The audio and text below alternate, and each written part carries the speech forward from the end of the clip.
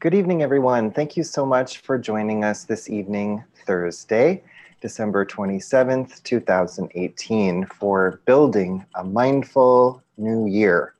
My name is Kevin Townley. It's my pleasure to be your host this evening. And it's my even greater pleasure to present my friend and mentor, and the reason why we're all here tonight. It's like Ed McMahon all of a sudden. Here's Susan Piver, who will be teaching us this evening on the second paramita, discipline. We'll be on the air for 45 minutes. We'll be doing some practice, some teaching, some chatting. As you'll notice, at the bottom of the Zoom screen, there is an icon to chat. You can type in questions, which we will be fielding between the two of us, so we won't leave anybody in the dust. You can also digitally raise your hand if you'd like to come on screen live in front of all of our friends. You're welcome to do that, though there's no pressure to do that at all. So without further ado, I will hand it over to Susan, who will be speaking about discipline. Thank you, Kevin. Thank you for the lovely introduction. And hello, thank you so much for joining us on day 2 of Building a Mindful New Year. As Kevin said, I'm Susan Piver. If we've never met, I'm the founder of the Open Heart Project, which is, I think it's the largest online mindfulness community in the world. But to be fair, I also think it's the only one. So it's exciting that we can practice together in this way. It's exciting that we can study the Dharma, practice meditation, gather together from points unknown and known as a community.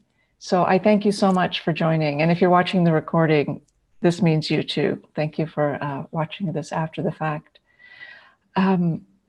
Because close to 2,000 people have signed up to build a mindful new year together. So it's gratifying and wonderful to know that there's so much interest, and beyond interest, at least speaking for myself, I would say a longing to enter the new year with a kind of mindfulness and openness. And immediately connected to that longing is to bring more sanity and goodness to the world. I am certain that we have this in common. So how do we actually bring more sanity to the world? That seems kind of crazy. Quite often, especially these days. So the 6 paramitas, the 6 transcendent actions that we are speaking about in these 6 days are the direct path for bringing more sanity and goodness into the world. And it may seem like that's impossible or very complex, or how can we help? There's so many problems, they're so big, what can one person do? Well, actually, there are 6 things you can do, and you already know how to do them, is the good news. And according to 2,500 years of Buddhist wisdom, which of course nobody has to be a Buddhist to do these things, they have been proven to work. So the transcendent actions begin with generosity, which was discussed yesterday very, very beautifully by Pema Khandro Rinpoche. So if you haven't seen that, please watch her talk on generosity. It's beautiful, it's important, and it lays the groundwork for our contemplation altogether of the 6 paramitas, because it all begins with generosity, with softening, with opening, with being willing to give of yourself, to others, and to this world. That's the genesis point. And without it, the other paramitas, discipline and exertion and so forth, are busy work. So generosity is a very, very important starting point. So before we go into our topic of this evening, which is discipline, I wanted to guide us in a short sitting meditation. Then I have some thoughts to share with you about discipline, and then we'll have time for questions and comments. So as Kevin said, if you want to discuss any of this or ask anything or share a reflection, you are most warmly invited to do so. And you can do so in a number of ways, by chat or through chat, by typing or raising your hand and so on. So let's begin with practice. And it will be short. So the practice that we do in the Open Heart Project is breath awareness meditation, which if you meditate, which I assume many of you do, although it's completely fine if you never have meditated, you will still be able to do this. This breath awareness meditation is the foundational practice for anything else you might want to do along the Buddhist spiritual path. At the same time, it's a very high and profound practice. And at the same time, you're basically just sitting here breathing. So let's do that together. Take your meditation posture, which, whether you're sitting on the floor, on a cushion, or in a chair like me, it just means sit up straight. And if you're listening to this while you're driving or walking, don't do this part. Just listen. You want to sit up straight because the first sort of stroke of our meditation practice is a declaration of our dignity. And we can find that dignity by simply sitting up straight. We're not trying to get anywhere, so we're not leaning forward. We're not trying to just blow it off and do as little as possible, so we're not slumping. Just sitting up straight. Or your version of straight, if you have back pain or, don't hurt yourself. The hands rest on the legs, palms down, in some way that just feels comfortable and natural. And you can let the doing go out of the hands. They're busy all day long. But in our practice, we can just let them rest. Let the belly soften. Let the shoulders relax. I often feel that I'm pulling forward in everything I do, including my meditation. But if that's you, I invite you to just feel like you're putting it all down. And you can just rest back on your seat.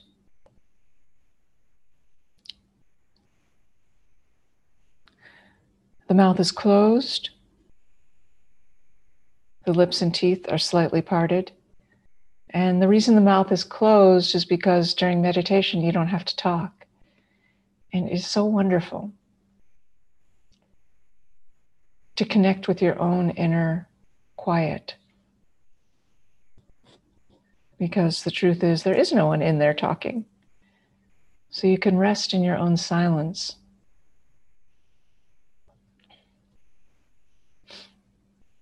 The breath is natural in and out through the nose, meaning just you're already breathing, just keep doing that. And in this particular practice, the eyes are open and the gaze is cast down to a spot in front, whatever feels comfortable. But if you'd rather sit with your eyes closed, that's fine. But this is an eyes open practice if you'd like to give that a try. So the eyes are soft, and there's a sense that vision is mixing with space rather than targeting anything in space. The crown of the head reaches up a little bit.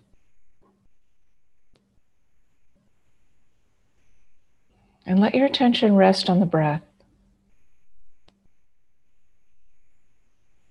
which doesn't mean to observe the breath. Actually, it means to feel the breath. Feel the inhale and the exhale.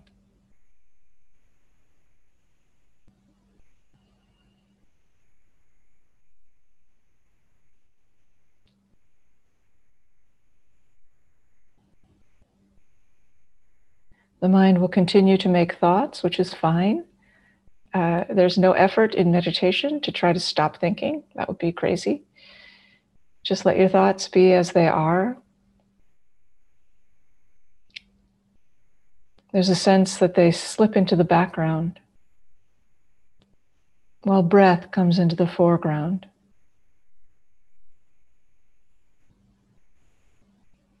Most of your thoughts will not distract you from your breath, and that's cool. You don't have to do anything about those thoughts. However, if you notice that you have become absorbed in thought to the point where you have forgotten about your breath, that is fantastic, because you just woke up and saw where your mind was. The seeing happens to be the essence of discipline. So note that. Oh, I'm thinking. You could notice. Then just let go and come back to the breath and begin again to feel the inhale and the exhale. So we'll just sit together for a few minutes.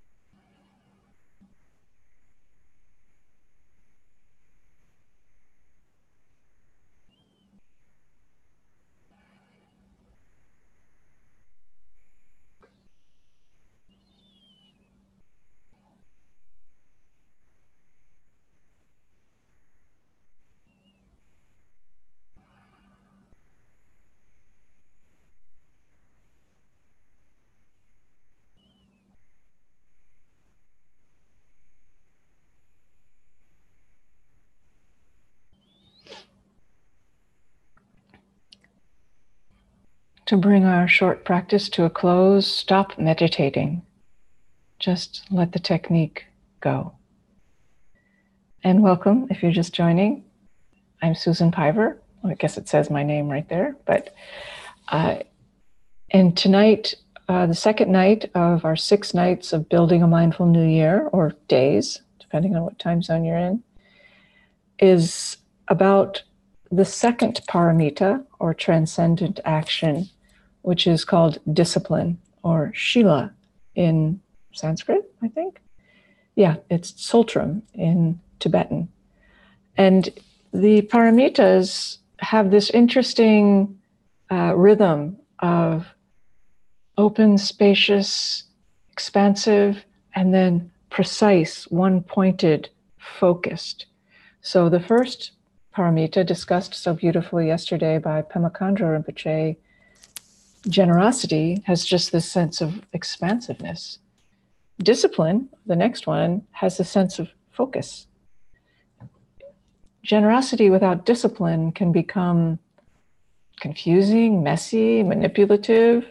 So discipline is an important quality to add to generosity. It makes generosity more potent. And generosity, of course, makes discipline more kind.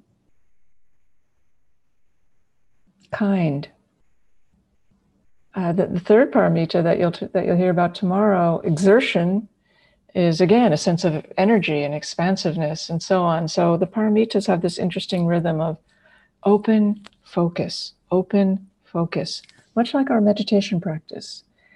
Combines those qualities of great openness, allowing things to be as they are, and then focus. Attention is on the breath. So it's interesting to note that these qualities actually go together quite beautifully and support and synergize each other. So this is a time of year where many of us may be thinking about discipline, and not in a fun way. Because we're thinking, well, what do I want to do in 2019? How do I want it to be different than 2018? I want to quit doing this. I want to start doing that. This is going to finally be the year that I do X or stop doing X, whatever it might be. And good. I hope that all of your, resolutions are easily accomplished without obstruction. But it can be a time when we start to worry about our discipline. Like, can I do it? If only I was more disciplined, I wouldn't have the same resolutions every year. I would have actually accomplished them, and so forth and so on. So I just want to start by saying the definition that I like to work with of discipline is very simple, and it has nothing to do with beating yourself up or making yourself do only things that aren't fun and never doing things that are fun. So it's exemplified also in our meditation practice through the simple gesture of coming back. When you notice that you've become distracted in thought, you let go and you come back. And that is a really good, simple, and accurate definition of what is meant by discipline. Just come back. Come back to what you want to focus on. Come back to what's important to you. Come back to what you've decided to do. Come back to your commitments. So notice this doesn't mean execute them perfectly from day one, because there's always going to be ebb and flow and ups and downs with the things that we want to accomplish in our life. And discipline, in one sense, simply means come back. And as we practice meditation, you see that you know how to do that. So it's not a big deal. In the Mahayana Buddhist view of discipline, it is often defined as having to do with morality and ethics and good conduct. So that's great. Good conduct is very important. Ethics are exceedingly important. But it's been easy for me to think that means I have to do everything right, or always be a goody-goody, or never think about myself and only do things for others. And I don't think that's what it means after many years of experimentation with that definition. I would say a good working definition of discipline as ethical conduct is in the capacity to work with awareness. If you were here for the meditation practice and I said, if you get lost in thought, just notice that, because that actually is the essence of discipline. What I mean by that is, if you are aware of where your mind is and what it is absorbed in, and if it is if it is absorbed in yourself, which sometimes is fine, versus absorbed in the present moment, then you have all sorts of possibilities of really manifesting ethical conduct, which means thinking of others in addition to yourself, not instead of yourself. I've noticed that in my most important relationships, the thing that scares me over and over again in those relationships is not, we can't get along, or sometimes you say things that hurt me, or I do things that hurt you. All those things, sure, those things are important. But the most frightening thing to encounter in someone you're in a relationship with is unconsciousness. Like they are not aware of you. And even more frightening, they are not aware of themselves. That's what leads to unethical conduct, which could be defined here as hurtful conduct. So our meditation practice is intimately connected to ethics, in that it trains you to see where your attention is, and then gives you the skill of redirecting it to the object of your choosing. When you can do that, it's extremely powerful.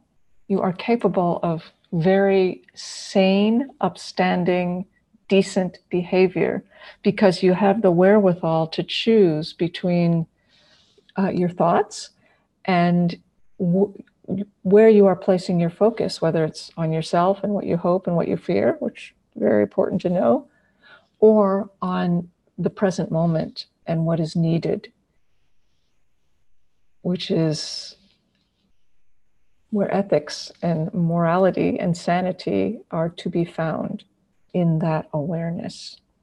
So just these two ways of looking at discipline as connected to awareness, meaning first, it's just the ability to bring your awareness back. And second, the willingness to be aware of yourself, others, the present moment, no matter how difficult it might be, or how much you want to retreat into self-interest.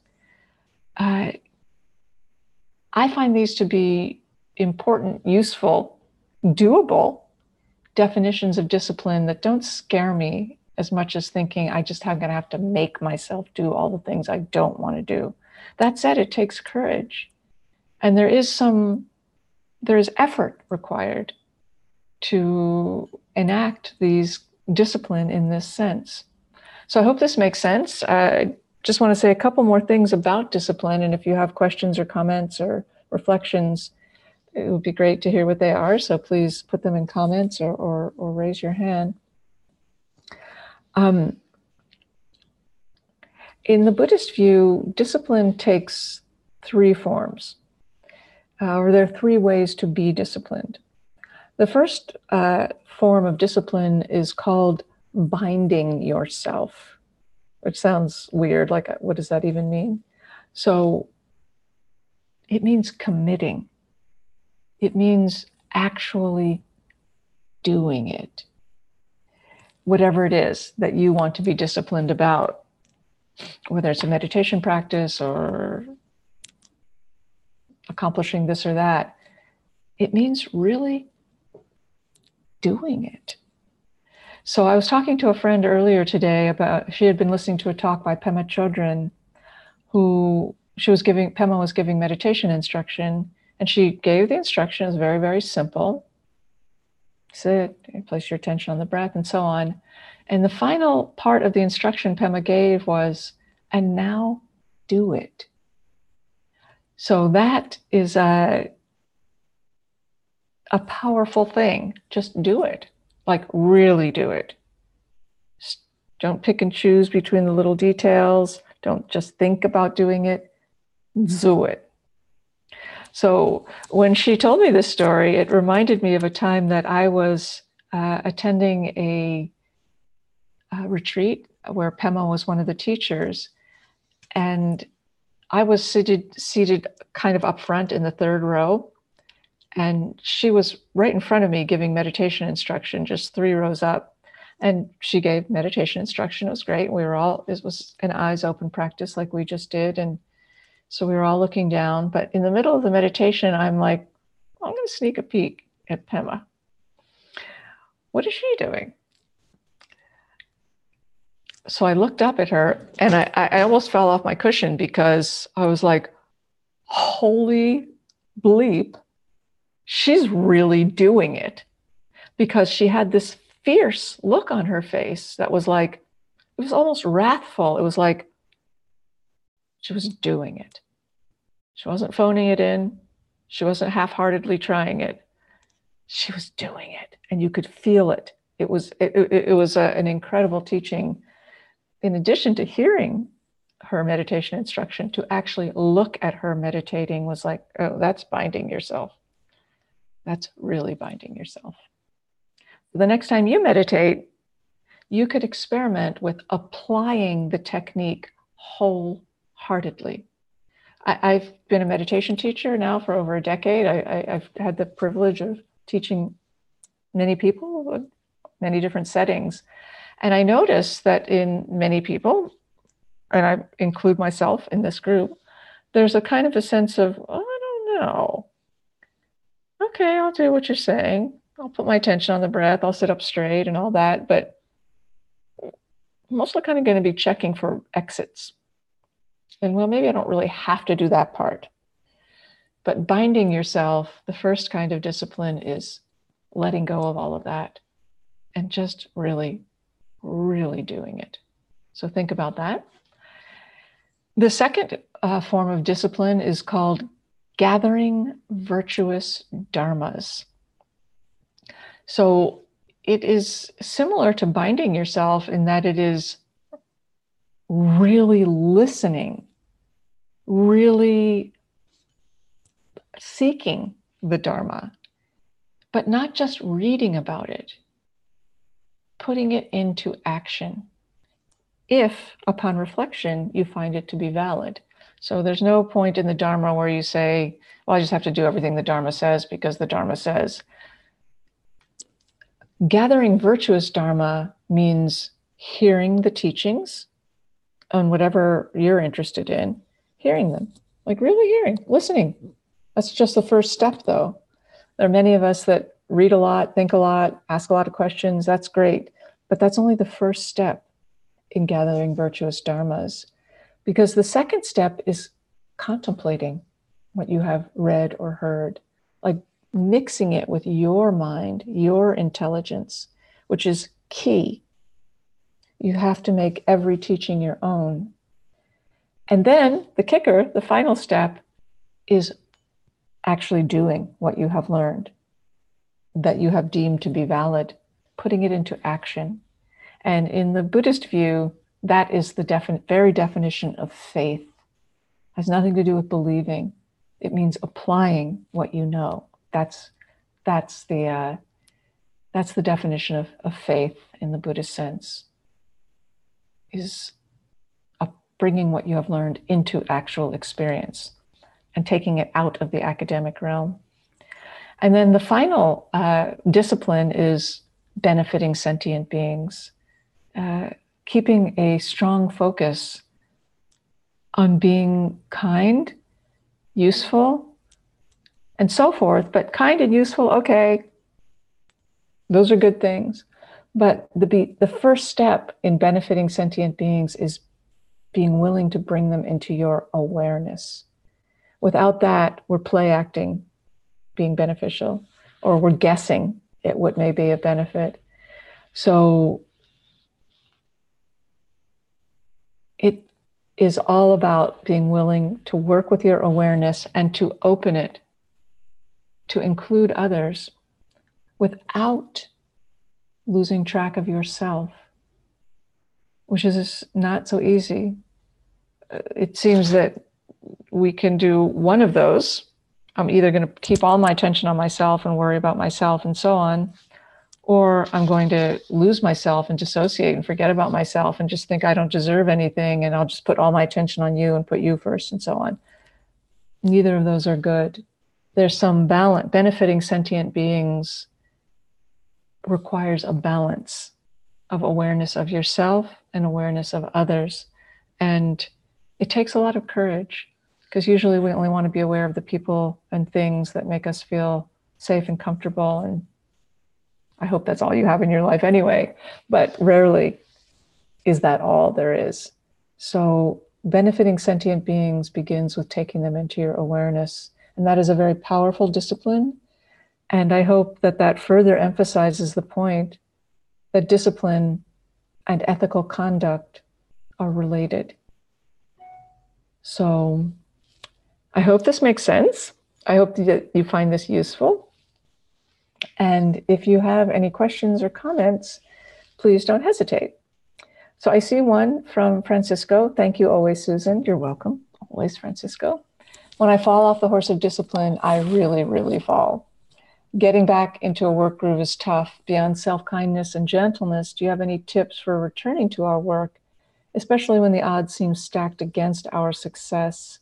And for some of us, societal forces can feel especially stacked against us, and giving into despair or paralysis can seem tempting. Yes, it can seem tempting. So getting back into our work groove beyond self-kindness and gentleness. Yeah, self-kindness and gentleness are good, but at some point, they're not good. And we sort of have to kick our own butts to some degree. Just like, do it, get back in there, do it. Bind yourself, apply yourself. Now, of course, I'm not encouraging you to hurt yourself or act in a demeaning or disrespectful way to yourself. But often I hear this question about meditation, like, how come I don't do it? I fall out of the groove, and then how do I get back in the groove? Well, I don't know any Buddhist tricks. It's just you sit down and start again. The second part of your point is a different question, a very important question too, especially when the odds seem stacked against us. So yes, it can really seem that way. And sometimes the odds are stacked against us. And this is where the ability to work with your awareness becomes, yet again, of essential importance. Because if you or I start to think, well, what if I do that? How can I possibly combat all of these forces and the odds are stacked against me? And what difference does it make? Then, I'm not going to do anything. But if I can somehow convince myself or allow myself to just look at right now, what can I do right now? Things seem kind of a little bit more workable. So yesterday in Pema Khandra's talk, she was talking about the possibility of being too generous. And she was saying, yeah, you can be too generous. You can't just put yourself into poverty.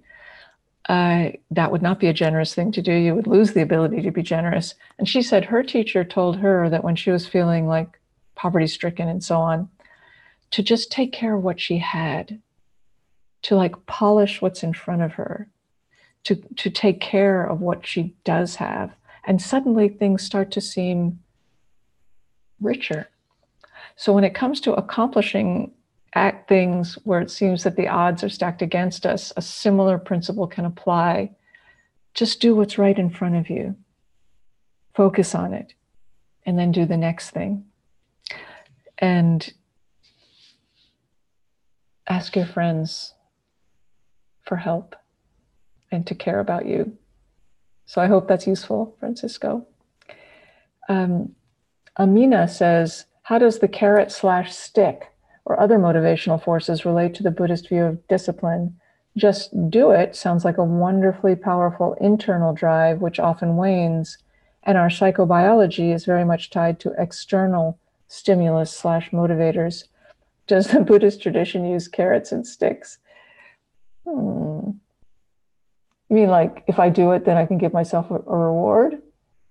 I don't know if the Buddhist tradition uses it, but I'd say all of humanity does. So, yeah, sure. If you want to give yourself rewards for doing things, awesome. That's great. I don't think that's a problem. Uh, Motivational forces is an interesting phrase because we, in the Western world, I have observed that we feel that all of our motivation must necessarily come from ourselves, which, okay, that may sound like, yeah, of course, who else is going to motivate me but myself? But I found that if I only rely on myself, my willpower, my commitments to be my motivating forces, I run out of energy and I end up in a battle with myself. You better do. So in the West, I've noticed, especially when it comes to meditation, we think you just better do it is the way that it's going to happen. And, yeah, we do have to just do it. It's true. But I found that great motivation comes from two other sources, not just my, like, I better do it. I promised myself I would, so I should. That's cool. That's great. But when I add to that some kind of gathering virtuous dharmas, meaning studying even just a little bit what I'm doing and why I'm doing it, then my motivation is increased. And when I add to that community, sangha, other people, practicing with others, knowing that others are practicing, even though we may not be doing it together, those three things together create motivation that isn't only dependent on my own willpower. So I hope that's useful. I don't know anything about psychobiology or stimulus and motivators. If you would care to clarify or share some of your knowledge, that would be really interesting. But what I'm trying to comment on is you don't need to rely only on a powerful internal drive. You can actually draw drive from outside of yourself in the form of teachings and community. Jessica says, hi, Susan. Hi, Jessica. Thank you for being generous with your time. Much appreciated. It's my pleasure. I've never meditated with my eyes open for that amount of time before. Usually I sit with my eyes closed. What do you find are the differences, and are there certain benefits to meditating with eyes open? I noticed my eyes would come into focus when I was distracted. Yes, so it's a really good question, Jessica. I'm really glad you brought it up, and I thank you for giving it a try. When you're used to meditating with your eyes closed, it can feel very weird to meditate with your eyes open. So yes, there are differences. I would say one of the primary differences is when you sit with your eyes closed, there is a sense of withdrawing. And sometimes you need that. That's cool. But then when you open your eyes, you have to come back. When you meditate with your eyes open, you don't have to come back because you never went anywhere. There's a sense of remaining right here. And then when you get up off the meditation cushion to go into your life, it is easier, it seems, to bring that mindfulness with you. As opposed to when you sit with your eyes closed, then you get up, you're like, okay, I'm back here. There can be the sense of I'm leaving my meditation, my meditative equanimity on the cushion. And when I want to find that equanimity again, I'm going to have to close my eyes. And that's just not pragmatic. So if you want to bring mindfulness into your life, which is actually the point of the practice, I find that it is useful to sit with eyes open because there's less of a divide between my meditation world and then the rest of my life. Also, this is a practice of wakefulness. of being right here. And it seems to be more conducive to wakefulness. Eyes open is more conducive to wakefulness than eyes closed. So I guess, and the last thing I'll say about it is, because often people say, but it is easier to meditate when my eyes are closed. And that is true. It is much easier. And if the object of meditation was to be good at meditating, we would all be sitting with our eyes closed. But it doesn't matter if you're good at meditating. It really doesn't. I hope you will contemplate that. If you were the world's best meditator, the world's best follower of the breath, but what we do want to be good at is being genuine and being present and being ourselves in our lives. That's where we want to look for the results of meditation, not on the cushion, but in our lives. So we're trying to be good at being Jessica or Amina, not trying to be good at meditation. So the last question is from Julia. Hi, Julia. At what point in our practice journey is it helpful to go on a meditation retreat? Is it helpful for beginners, or is it more appropriate for more advanced meditators? The unequivocal answer to that question, Julia, is yes. Yes, yes, yes. It is always helpful to go on retreat unless you're in emotional distress. Then it could be contraindicated and not helpful. But it's great for beginners. It's great for more advanced.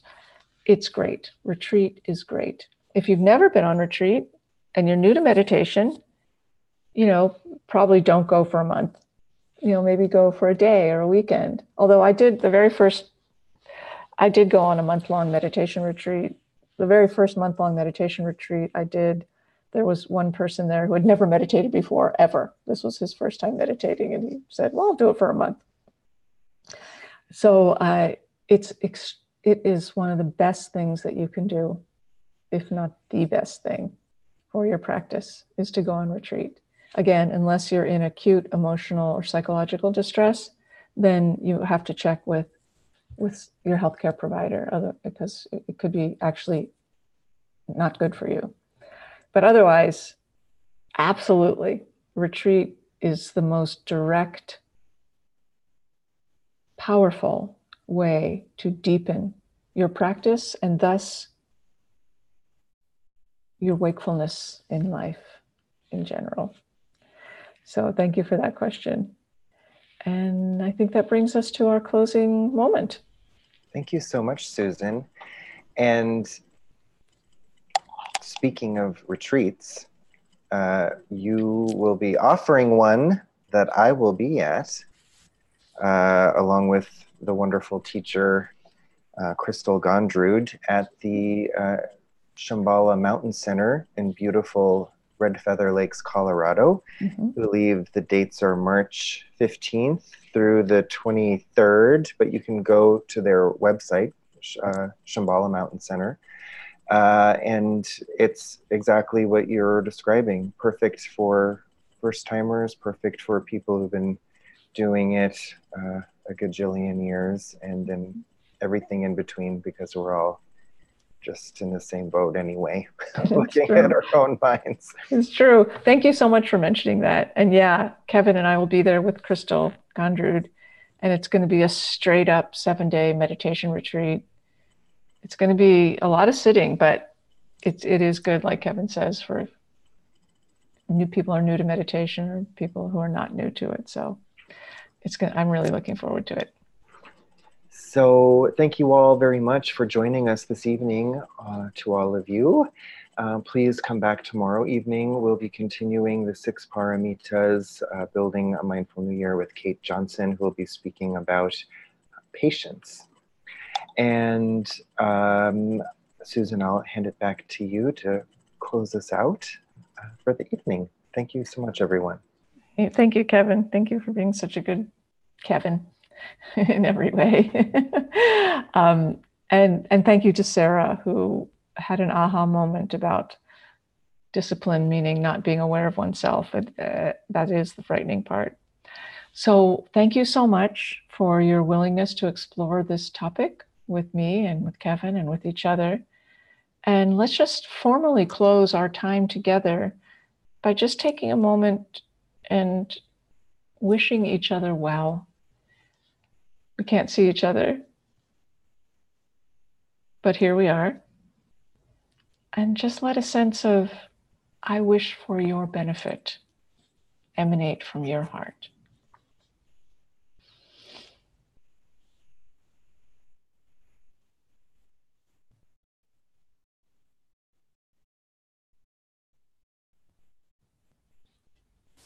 Thank you.